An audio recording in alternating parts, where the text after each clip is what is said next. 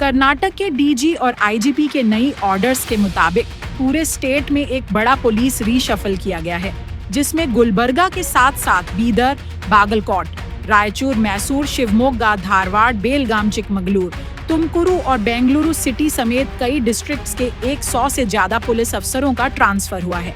सिर्फ गुलबर्गा से ही 3 एसीपी और 7 पुलिस इंस्पेक्टर के तबादले किए गए हैं। गुलबर्गा सब अर्बन ए डिवीजन के एसीपी राजन्ना को ट्रांसफर कर नागनहल्ली पुलिस ट्रेनिंग सेंटर में पोस्ट दिया गया है।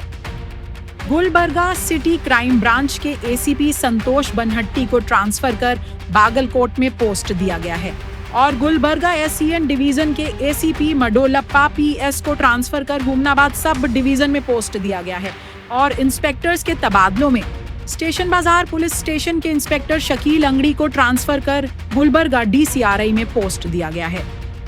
अशोकनगर पुलिस स्टेशन के इंस्पेक्टर अरुण कुमार अब गुलबर्गा सिटी सीसीबी में अपनी ड्यूटी निभाएंगे। पुलिस ट्रेनिंग स्कूल नागनहल्ली के इंस्पेक्टर हुसैन बाशा को ट्रांसफर कर फरहाताबाद पुलिस स्टेशन भेजा गया है। वहीं फरहाताबाद पुलिस स्टेशन के इंस्पेक्टर मल्लिकार्जुन एक कलकी को ट्रांसफर कर बीदर डिस्ट्रिक्ट डीएसबी में पोस्ट दिया गया है।